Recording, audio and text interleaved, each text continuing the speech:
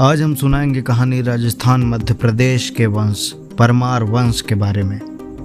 परमार शब्द का अर्थ होता है डिस्ट्रॉयर ऑफ द एनिमीज, यानी शत्रुओं का नाश करने वाला। सबसे पहले परमार वंश के रूलर राष्ट्रकूटों के सामंत थे। सामंत का मतलब होता है किसी बड़े राजा के अंडर राज करना और उसके हिसाब से अपने सारे डिसीजंस लेना।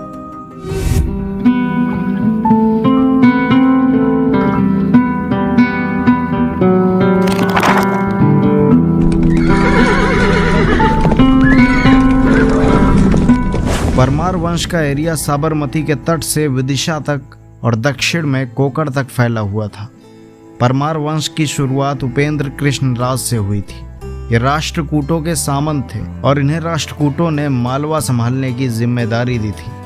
ये उज्जैन में रहते थे और इनका शासन चला 8 से 9वीं सेंचुरी तक। उपेंद्र कृष्णराज के बाद अगले महत्वपूर्ण राजा आए सियक-दो। इनका शासन चला 940 से 972 एडी तक और इनकी राजधानी उज्जैन थी, जहां से ये रूल करते थे। सियक-दो राष्ट्रकूट वंश के राजा कृष्ण III के सामंत थे, क्योंकि इनके समय राष्ट्रकूट वंश के राजा कृष्ण III थे। राष्ट्रकूट वंश की राजधानी मान्यखेत थी।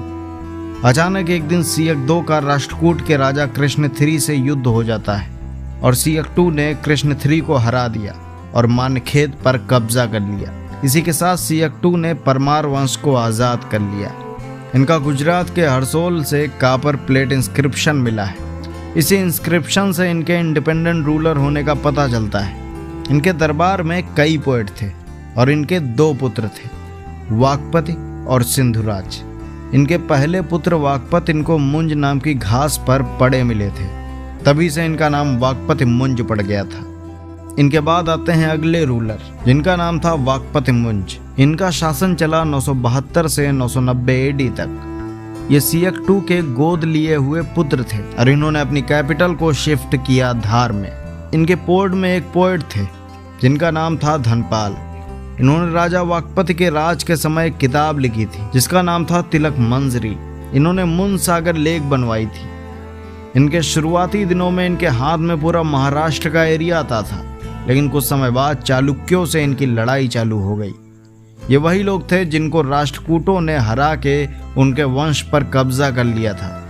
चालुक्य राजा तैलप-2 ने कई बार परमार वंश पर हमला किया, लेकिन परमार वंश के राजा वाकपति मुंज ने कलचुरी वंश के राजा युवराज देव 2, जिन्हें उन्होंने पहले हराया था, उन्हीं के साथ संधि कर ली और चालुक्य राजा तैलप-2 को करीब 6 बार हराया था।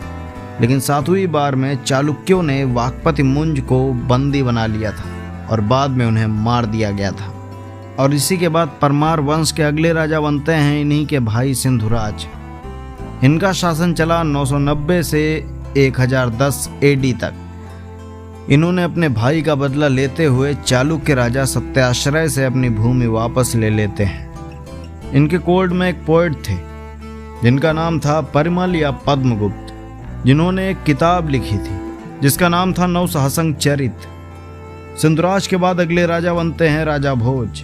इनका शासन चला 1010 से 1055 एडी तक। ये इस वंश के सबसे प्रतापी राजा थे।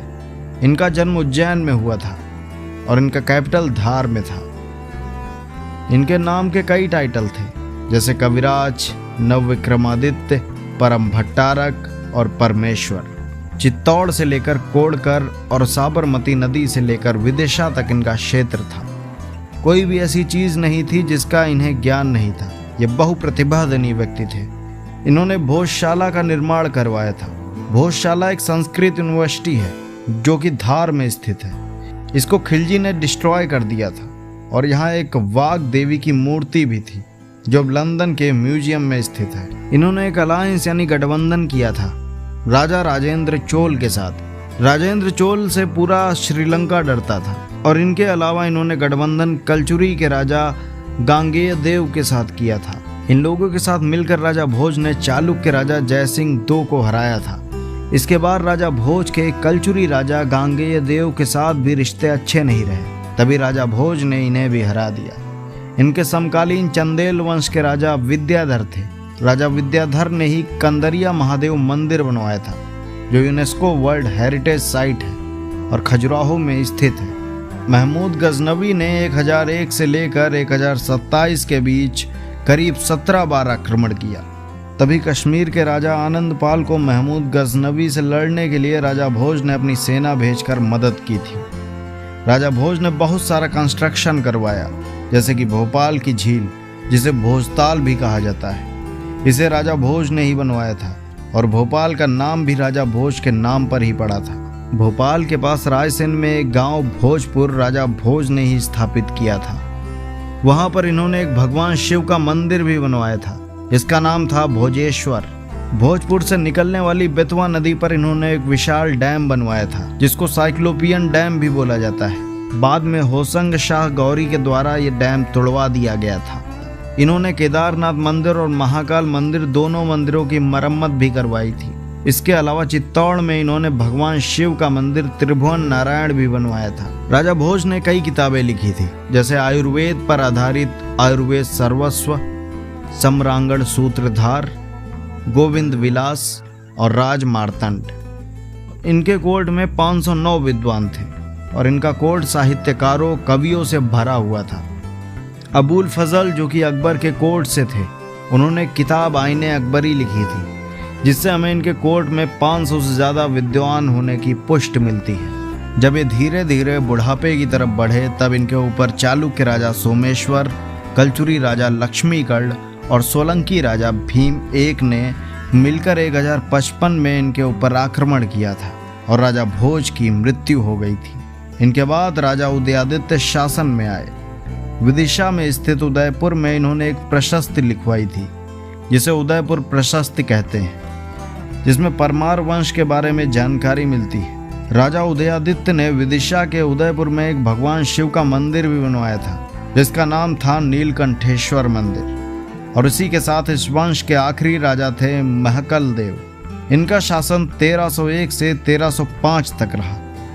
इनके समय में खिलजी का इन्हें मुल्क ने महलक देव पर आक्रमण करके पूरे मालवा पर कब्जा कर लिया था और इसी के साथ परमार वंश का पतन हो गया था।